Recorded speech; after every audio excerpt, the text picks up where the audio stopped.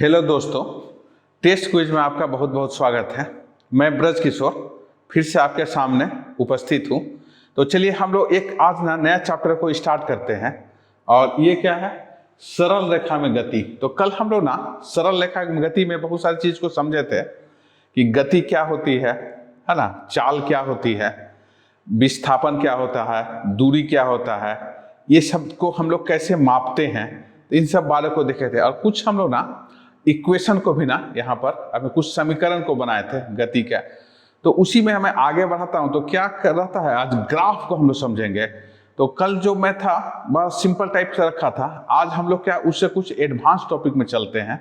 और आज हम लोग गति के बीच में जो अपने को विभिन्न प्रकार के ग्राफों का यूज किया जाता है। तो पहला ग्राफ क्या होता है, दूरी और अपने को क्या समय के बीच। फिर क्या होता है, अपने को गति और अपने को किसके बीच, अपने को समय के बीच। फिर अपने को त्वरण और समय के बीच।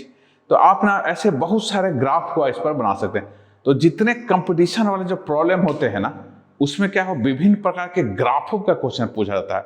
मैं अभी जितने सालों से देखा हूं, पिछले कम से कम 5-6 साल का क्वेश्चन को मैं देख रहा हूं, एक दो क्वेश्चन हमेशा क्या होगा, आपका ग्राफ से आता ही है सभी कंपटीशन में। तो आइए हम लोग ग्राफ को अच्छे से समझते हैं। और ग्राफिकल मेथड है, मतलब अपने को क्या हुआ, ग्राफ का यूज करके और हम कैसे गति और अपने को के बीच का समीकरण को कैसे निकालते हैं, उसको अपने लोग समझेंगे। और उसका फिर हम लोग क्या करेंगे, यहाँ पर उपयोग करेंगे। तो आइए हम लोग जो उसी से आगे निकलते हैं, सरल रेखा में गति को हम लोग आगे यहाँ पर निकालते हैं। तो सबसे पहला है गति का समीकरण हम लोग निकाल रहे हैं तो गति के समीकरण कल हम लोग निकाले थे। आज हम लोग फिर से गति के समीकरण को निकाल रहे हैं। आज हम लोग जो यूज कर रहे हैं, ये क्या ग्राफिकल मेथड होगा, ग्राफ मेथड का यूज करके कैसे गति का समीकरण को हम लोग निकालते हैं। तो आइए इसको अपने लोग यहाँ से समझते हैं। तो गति का पहला समीकरण को हम लोग निकाल रहे हैं तो हम लोग देखे थे कल गति का 3 समीकरण था, पहला, दूसरा, तीसरा। याद है क्या है? तो पहला समीकरण को मैं लिखता हूं, फिर बाद में हम लोग दूसरा का रखेंगे। क्या था? हाँ, अपने को जो था v बराबर u प्लस at था। v क्या था, अपने को फाइनल वेलोसिटी था, अंतिम वेग। और u क्या था, प्रारंभिक वेग। और a क्या था, त्वरण था। और t क्या है, समय है। तो अपने को क्या बोलता है, v बराबर u प्लस at क्या होगा, गति का अपने को पहला समीकरण होगा। तो इसको हम लोग ग्राफिकल मेथड से दिखा रहे हैं कि ग्राफ से आप कैसे इसको निकालेगा। तो मैं इसके लिए क्या हुआ, एक यहाँ पर ऐसा करके ग्राफ को ऐसा बना कर रखा हूँ। तो यहाँ पर हम लोग क्या हो रहा है, अपने को वेग को यहाँ लिखा है, वेग है वेलोसिटी, और दूसरे में क्या हुआ, समय हो रहा है। क्या कर रही है, कोई भी कण अपने को 0 अपने को समय पर ए अपने को पॉइंट से चलना स्टार्ट करती है। और यहाँ पर क्या हो रहा है, इसका गति क्या है, v0 है। तो थोड़ा सा ध्यान रखिएगा, क्या हो रहा है, कोई भी कण 0 समय पर अपने को क्या v वेलोसिटी से चलना चालू करते हैं। उसको मैं क्या ये पॉइंट से दिखाया हूं, 0 समय पर v वेलोसिटी से यहाँ आ गया, 0 रहता तो यहाँ आ जाता, तो v0 ऐसा हो गया। अब क्या हो गया, समय t समय में, कुछ समय गुजरने के बाद t समय में क्या हो गया, ये अपने को यहाँ से अपने को इसकी गति बदल करके क्या होती, v कर जाती है। तो ये क्या हुआ, t समय में इसकी गति बदल कर अब क्या हुआ, v कर जाती है। तो यहाँ पर अपने को P पॉइंट पर अपने को यहाँ पहुंच गया। ये क्या होगा, समय T यहाँ आ गया और गति क्या है, v हो गए। अपने को निकालना है क्या, कि ये v की वैल्यू को निकालना है, क्या होगा, है ना, अंतिम वेग क्या होगा, यदि प्रारंभिक वेग दिया हो, तुरंत अपने को मालूम है a दिया हुआ है यहाँ पर। तो आइए इसको हम लोग कैसे निकालेंगे। तो अपने लोग क्या होगा, ये जो दूरी हो गया है ये v माइनस v0 है ना, क्या कि ये v हो गया यहाँ का, अब v0, तो इसको मैं घटा लूंगा तो क्या ये दूरी मिलेगा v माइनस v0। ये दूरी क्या मिलेगा, t minus t0 equal to क्या, t मिलेगा यहाँ से। तो इससे अपने को क्या हुआ, सेकेंड वाले में ऐसा कर रहा है।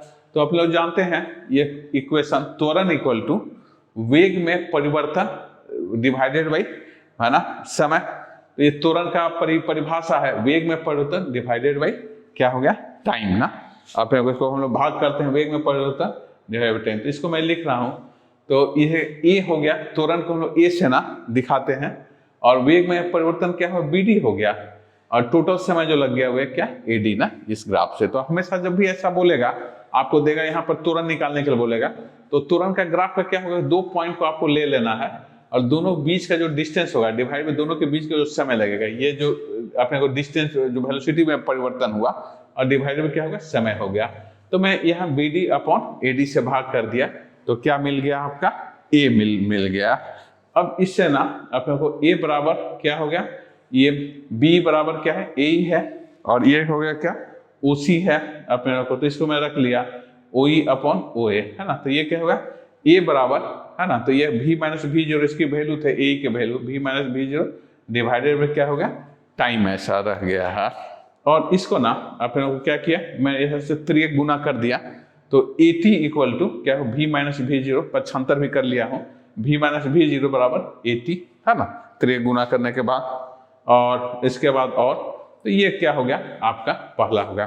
तो थोड़ा सा दोस्तों इसको याद रखिएगा, बार बार जरूरत पड़ेगी, इससे ग्राफ हमेशा पूछेगा। तो जब भी ना आपका ग्राफ देगा तो 2 पॉइंट कोई भी ले लेना है और यहाँ पर जो चेंज हो गया ये चेंज को आपको माप लेना है, ये जो समय लगेगा वो माप लेना, दोनों का क्या हुआ अपने को अनुपात लेना है, दोनों का रेशियो ले लेना है। ये अब ये तो क्या हुआ, V माइनस V जो है तो ये त्वरण हो गया। और अपने लोग ना इसी को मैं क्या 3 गुना करके अरेंज किया तो क्या V0 बराबर V0 प्लस AT हो गया। तो ये हो गया आपका क्या हुआ, गति का पहला समीकरण क्या हुआ, ग्राफिकल मेथड से ना। तो हम लोग इसको को क्या देख रहे हैं, ग्राफ का यूज करके, और ये गति का पहला इक्वेशन को हम लोग यहाँ पर बना रहे हैं।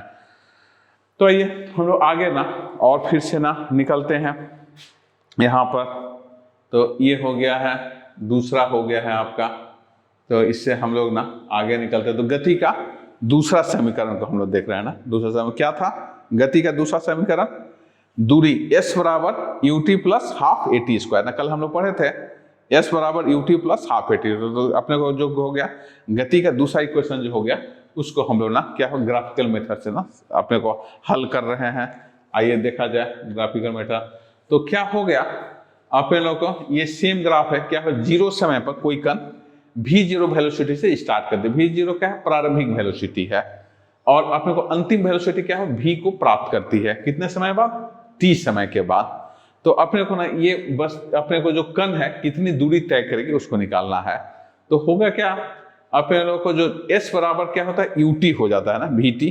तो इसके जो अंदर में जो ग्राफ का जो एरिया है ना, यही क्या देता है उसका, अपने लोग का ये टोटल वेलोसिटी। तो जब भी ना आपको क्या होगा, वेलोसिटी और टाइम के बीच में ग्राफ दिया रहेगा, वेग और समय के बीच में यदि ग्राफ दिया रहेगा और आपको क्या करना है, दूरी को निकालना है, तो क्या करना है कि दोनों पॉइंट के बीच का अपने को जो टोटल जो ये क्षेत्रफल बनता है, कितना क्षेत्रफल बनता है, AOCDBA है ना, जो क्षेत्रफल बनता है यही हमेशा क्या होगा, दूरी को देगा ना। क्यों ऐसा हो रहा है, क्या कि अपने को वेग में समय से हम लोग ना मल्टीप्लाई कर देते तो क्या दूरी मिल जाता है ना। जैसे मान लीजिए कोई ट्रेन है 40 किलोमीटर प्रति घंटे के दर से चल रही है, हमारे को क्या 2 घंटे का में कितने दूरी तय करेगी निकालना, तो 40 गुने 2 है ना, क्या कि प्रति घंटा है तो टाइम से हम लोग क्या करते हैं, गुना कर देते हैं, तो हमेशा क्या दूरी निकल जाए। तो ये क्या है आपका यहाँ पर वेग का इक्वेशन है, इसको टाइम से मल्टीप्लाई कर देंगे तो ये हमेशा क्या, तो ये बस इसका क्या आपका क्षेत्रफल निकाल देंगे, वही क्या होगा, दूरी आ जाएगा। तो ये हम लोग यहाँ पर इसको सॉल्व करते हैं, यहाँ पर निकालते हैं। तो कैसे इसको यहाँ से निकलते हैं, तो मैं यहाँ पर क्या हो गया, तो OABC हो गया, OABO है ना, OABC जो हो गया इसका क्षेत्र यात्रा की दूरी को बताता है ना। तो हमेशा क्या होगा, जब भी यहाँ वेग होगा और यहाँ समय होगा और अपने को ग्राफ दिया रहेगा, आपको दूरी निकालने के लिए बोलेगा, तो ये दोनों पॉइंट के बीच का जो अपने को क्षेत्रफल होता है, एरिया जो होता है, ये क्षेत्रफल यही क्या होता है, हमेशा दूरी को बताएगा। तो ये बात को याद रखिएगा हमेशा। तो आप कैसे भी ग्राफिकल क्वेश्चंस को बड़ा आराम से आप इसको क्या कर सकते हैं, सॉल्व कर सकते हैं। तो ये यहाँ से हम लोग देखते हैं, तो ये क्या हो गया, x है ये दूरी मैं लिख रहा हूँ, इक्वल टू अपने को क्या हो गया, इसका क्षेत्रफल निकाल रहा हूँ, तो हाफ इंटू OC क्या हो गया, ये दूरी T, और यहाँ पर हो गया क्या OA अपने को प्लस क्या हो गया अपने को CB, ऐसा कर जाएगा CB। तो ये अपने लोग को ना यहाँ से ये निकल जाएगा। तो आइए यहाँ से ना फिर से हम लोग निकालते हैं। तो x बराबर हाफ T और ये हो गया T क्या है, OC की वैल्यू T है और OA जो है ये क्या हो गया आपका V है और ये हो गया क्या, सी बी क्या है, भी जीरो है ना, तो हाफ टी भी और भी जीरो है यहाँ से। तो इससे ना अपने लोगों को फिर से मैं निकाल लिया हूँ। तो अपने लोग जानते हैं क्या, भी बराबर पिछले इक्वेशन हम लिखे थे भी जीरो प्लस ए टी है, तो भी की मैं वैल्यू को ना हटा रहा हूँ। क्या हम लोग का कि भी जीरो मालूम रहता है और तुरंत मालूम रहता है, तो भी जीरो प्लस ए टी, इस भी को मैं क्या किया, रिप्लेस कर दिया। तो इसको ना हटाने के बाद क्या हो गया, आपका जो आ रहा है x बराबर हाफ टू भी टी और प्लस क्या हो गया ए टी स्क्वायर, और इससे क्या हो गया आपका ये x बराबर भी जीरो टी, यहाँ से 2 कट गया और ये हो गया हाफ। तो ये क्या होगा आपका गति का अपने को दूसरा समीकरण होगा। तो दोस्तों थोड़ा सा याद रखिएगा, बड़ा सिंपल होगा। जब भी अपने को ये वेग और समय दिया रहेगा तो उसके बीच का जो ग्राफ, ये जो क्षेत्रफल आएगा उसी क्षेत्रफल को निकाल देना है। तो मैं क्षेत्रफल को निकाल लिया, तो यही क्या है, दूरी होगा। तो इसको x दिखा रहे हैं, s दिखाता है भी जीरो टी है ना, ये क्या प्रारंभिक velocity into T plus half into त्वरण इंटू क्या होगा समय का स्क्वायर हो गया। तो ये ना अपने को गति का क्या हो गया, आपका दूसरा समीकरण हो गया। तो इससे ना अपने लोग का यहाँ से ये कर रहे हैं। तो हम लोग ना आगे चलते हैं। तो क्या क्या कर रहे हैं यहाँ पर, गति का हम लोग क्या हुआ, तीसरा समीकरण देख रहे हैं ना। तो ये जो हो गया अपने को गति का तीसरा समीकरण यहाँ पर आ रहा है। क्या होता है, v square equal to u square plus 2as हो जाता है ना। तो ये क्या होगा आपका तीसरा समीकरण यहाँ पर आ जाता है। तो आइए इसको हम लोग यहाँ पर ये देखते हैं। तो ये क्या हुआ, सेम वही हो गया, वेलोसिटी हो गया और इस समय हो गया, जो दूरी जो हो जाता है वही सेम हो जाता है, इसके बीच का जो ग्राफ होता है वही सेम ऐसा आ जाता है। तो ये ना अपने को क्या रहेगा, ये सेकेंड वाला ऐसा रह गया है ना, सेकेंड हो गया। तो इससे हम लोग यहाँ निकल जाते हैं।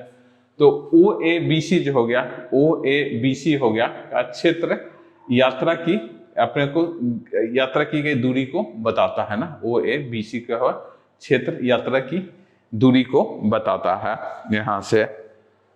तो ये हो गया x बराबर वही हो गया हाफ इंटू ओ सी इंटू ओ ए और प्लस क्या हो गया सी बी हो गया है ना, हाफ ओ सी ओ ए और ये हो गया क्या सी बी, ऐसा रह गया। तो इससे ना x बराबर हाफ और ओ सी टी और यहाँ पर हो गया क्या भी हो गया है ना। तो इससे हम लोग क्या जानते हैं, ये जानते हैं भी प्लस भी जीरो बराबर क्या हो जाता है, अपने को डिवाइड बाई 2 बराबर क्या होता है, ये टोटल दूरी तय करता है ना। डिवाइड बाई 2 बराबर ये क्या x बाई टी हो जाता है, एवरेज हो गया।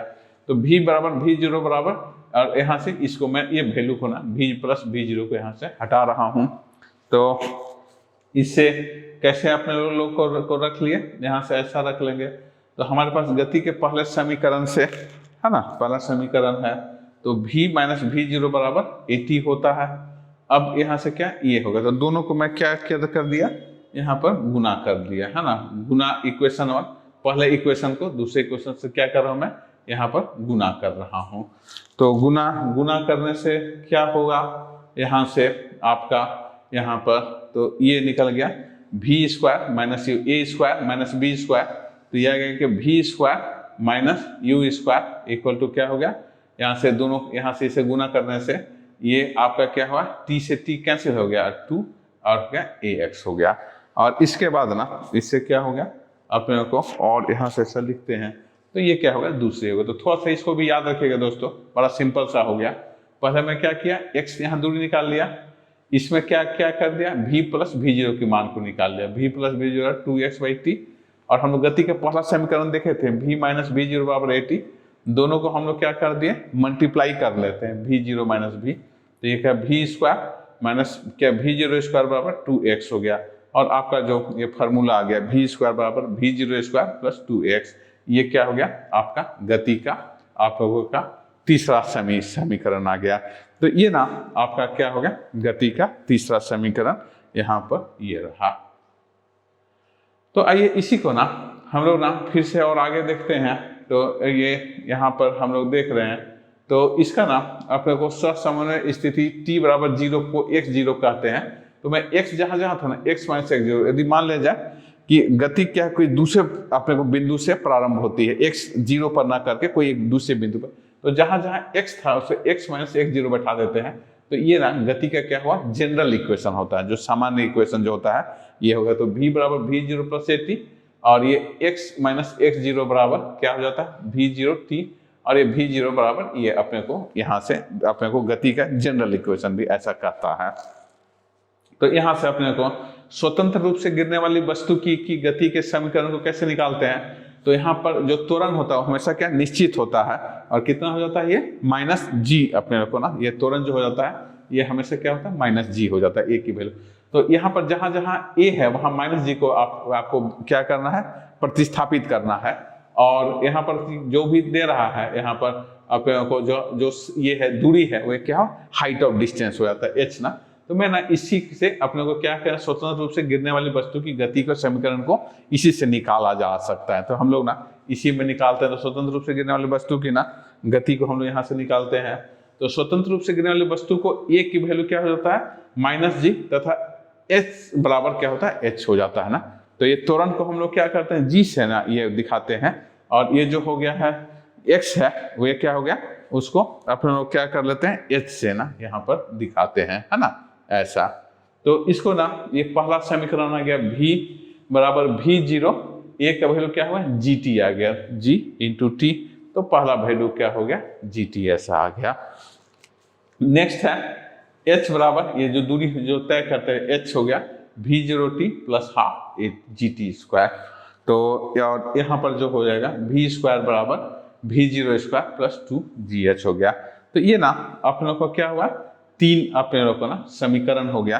तो जब स्वतंत्र रूप से ना वस्तु क्या करेगी, ऊपर से नीचे गिर रही है, नीचे से मैं ऊपर थ्रो कर रहा हूँ, तो क्या गुरुत्वाकर्षण के बल के अधीन ना कोई वस्तु यदि ना कोई भी दूरी को तय करती है तो उसकी इक्वेशन को ना हम लोग इससे निकाल देंगे। तो क्या हुआ है, स्वतंत्र रूप से गिरने वाली वस्तु का समीकरण जो होगा ये अपने को ये होगा v0 gt और s बराबर v0 हाफ gt स्क्वायर और v स्क्वायर बराबर v0 प्लस 2gh हो गया। तो ये ना अपने को क्या हुआ, स्वतंत्र रूप से गिरने वाली वस्तु का ये अपने को समीकरण होता है। तो इससे ना अपने को क्या हुआ, आगे के निकलते हैं। तो गति के ना समीकरण को एक तीसरा तरफ से ना हम लोग सॉल्व करते हैं। इसको क्या बोलते हैं, डिफरेंशियल इक्वेशन बोलते हैं, है ना। तो हम लोग क्या करते हैं, डिफरेंशिएशन का यूज करके, है ना, अपने को क्या बोलता है, समाकलन और क्या है, अवकलन का यूज करके, समाकलन और अवकलन का यूज करके जब हम लोग निकालते हैं ना, तो ये क्या तीसरा, तो एक अपने को तीसरे तरीके से और भी हम लोग यहाँ पर ये फाइंड आउट करते हैं। तो गति का तीसरा समीकरण को हम लोग देख रहे हैं, है ना, तीसरे तरीके से निकाले। तो इसमें क्या हम लोग लास्ट क्लास में देखे थे, a बराबर dv अपॉन dt था, है ना। इसको क्या बोलते हैं, डिफरेंशियल इक्वेशन हम लोग बोलते हैं, a बराबर dv बाई dt। इससे हमारे को क्या करना है, वेलोसिटी को निकालना है। तो इससे हम लोग कैसे निकालते हैं, तो हम लोग कैसे लिखें, dv बराबर a इंटू dt से ऐसा क्या कर लिया, मल्टीप्लाई कर लिया, और दोनों पक्षों का एकीकरण या इंटीग्रेशन करने से तो इसका वेलोसिटी क्या होगा, इंटीग्रेट कर दे रहा है ना, इंटीग्रेट कर रहा है। तो क्या हो, v0 बाई v dv बराबर at और 0 से क्या होगा t ऐसा हो गया, है ना। इसको मैं कर रहा हूँ। और इसके बाद ना अपने लोग क्या हो रहा है, यहाँ से आगे बढ़ रहा हूँ, तो v0 और ये v और क्या है dv और a और क्या है g t स्क्वायर ऐसा आ गया। इसको मैं ना ये एक कांस्टेंट था उसको बाहर निकाल लिया। अब बाहर निकालने के बाद ना यहाँ पर कांस्टेंट है, यूनिफॉर्म हो गया, तो ये क्या हो गया, v हो गया, इसका v आ गया v माइनस v0 और at, और ये क्या हो गया, यहाँ से ऐसा निकालें तो ये हो गया ऐसा। तो थोड़ा सा दोस्तों याद रखिएगा, ये अपने को तीसरा मेथड है, ये अपने को क्या बोलता है, डिफरेंशियल इक्वेशन का यूज कर रहे हैं। तो थोड़ा सा ये हम लोग जानते हैं, a बराबर अपने को त्वरण बराबर अपने को क्या, अपने को ये हो गया चेंज इन अपने को वेलोसिटी और डिवाइडेड बाई क्या, टाइम ना। तो इस पर क्या क्या हम लोग करते हैं, अपने गति में जो परिवर्तन होता है डिवाइडेड बाई टाइम। तो इससे हम लोग क्या करें, dv बराबर a dt, दोनों पक्ष में हम लोग क्या करते हैं, अपने को समाकलन कर रहे हैं, है ना। तो अपने को ये करने से v0 से v और 0 से t, तो यहाँ से अपने को इसको सॉल्व करते हैं, तो क्या v0, तो पहला इक्वेशन जो आ गया v बराबर v0 प्लस क्या हो गया at ऐसा आ गया। तो इससे ना अपने लोगों को पहला यहाँ से ये निकाल लेते हैं। नेक्स्ट है अपने को सेकेंड है, ये हम लोग जानते हैं अपने को वेलोसिटी बराबर, है ना, ये अपने को ये जो होता है अब यहाँ से गति बराबर क्या आता है, अपने को समय अपने को दूरी को चेंज करने का जो ये रेट होता है, rate of change of the विस्थापन जो होता है, तो ये क्या v बराबर dx अपॉन dt ऐसा रह गया। तो इसके बाद फिर से हम यहाँ पे निकलते हैं, तो dx बराबर v dt ऐसा लिख लिया, और हम लोग जानते हैं v बराबर v0 प्लस at होता है यहाँ से। तो मैं इसको ना फिर से ऐसा बैठा दे रहा हूँ, तो dx बराबर v0 at, और इसी का क्या क्या करेंगे अपने को इंटीग्रल कर लेंगे। तो क्या इंटीग्रेटिंग बोथ साइड, दोनों साइड को क्या करें हम लोग इंटीग्रेट कर रहे हैं। तो ये हो गया x0 से x हो गया dx, और 0 से t v0 a plus t, और यहाँ से जो आ रहा है यहाँ से अपने को सॉल्व करते जा रहे हैं। तो ये हो गया x माइनस x0, और ये हो गया क्या vt और प्लस हाफ at स्क्वायर हो गया। तो ये ना अपने को क्या सेकेंड होगा। तो ये क्या होगा आपका दूसरा इक्वेशन हो गया। तो गति का क्या होगा दूसरा समीकरण क्या हो गया x minus x0 v0 t plus half at square है। तो ये अपने को गति का क्या हो गया दूसरा समीकरण ऐसा रहा। ये हो गया तीसरा समीकरण हो गया a बराबर dv अपॉन dt है ना, और a बराबर dv अपॉन dx और dx अपॉन dt, और इससे ना अपने को क्या कर लेते हैं ये v dv बराबर ax, और क्या कर दोनों साइड हम लोग क्या कर रहे हैं समाकलन कर रहे हैं। तो इससे क्या होगा v0 बाई v dv अपने लोगों को, और इसको अपने लोग को सॉल्व कर रहे हैं। तो v0 बाई v और a dv equal to a, और x टू dx आपका मिल गया, और इससे ना अपने लोगों को क्या कर रहे हैं ये निकाल रहे हैं। तो ये जो हो रहा है अपने लोगों को ना गति का तीसरा समीकरण यहाँ पर आ रहा है। तो इससे ना अपने लोगों का ये जो हो गया तीसरा समीकरण जो था गति का जो तीसरा समीकरण होगा, तो थोड़ा सा याद रखिएगा। तो ये होगा v0 और v माइनस v0 का square 2a x minus x0। तो ये क्या है गति का तीसरा समीकरण आपका यहाँ से चला गया। तो आइए हम लोग आगे ना और चलते हैं, तो यहाँ से और निकलते हैं। तो एक ना सापेक्षिक गति को हम लोग समझते हैं, है ना। तो आइए देखते हैं सापेक्षिक एक सापेक्ष वेग है ना। तो सापेक्ष वेग क्या हुआ कि कोई दो वस्तु चल रही है ना, दोनों ही क्या हो गति कर रही है, तो एक के सापेक्ष में दूसरे का निकालना है ना। जैसे कि आप लोग देखिए कि हम लोग जब ट्रेन में जाते रहते हैं, तो जब दोनों ट्रेन एक ही दिशा में जब चलते रहती है, तो अपने को लगता है कि बगल वाली ट्रेन बहुत धीरे गति से चल रही है ना, अपने को बहुत गति कम। लेकिन जब ना विपरीत दिशा में ट्रेन जब एक दूसरे को क्रॉस करती है, आप देखिए कितना ज्यादा स्पीड दिखता है ना, जबकि दोनों में ही गति स्पीड का बराबर ही रहता है। तो अपने को क्या सापेक्षिक गति के कारण क्या करते हैं, जब दो ट्रेन एक ही रूट में जा रही है, तो क्या हुआ एक के अपेक्षा दूसरे का क्या हुआ स्पीड बहुत कम दिखता है। लेकिन जब वो विपरीत दिशा में आती है तो उसकी क्या हुआ स्पीड बहुत ज्यादा दिखता है। तो इस टाइप का जो अपने को ना गति होती है उसको हम लोग क्या बोलते हैं सापेक्षिक गति। रियल में क्या हुआ सच्चाई में जितनी भी गतियां है ना सब सापेक्षिक है ना, कोई भी चीज दुनिया में क्या स्थिर नहीं है, हर चीज क्या करता है गतिमान है।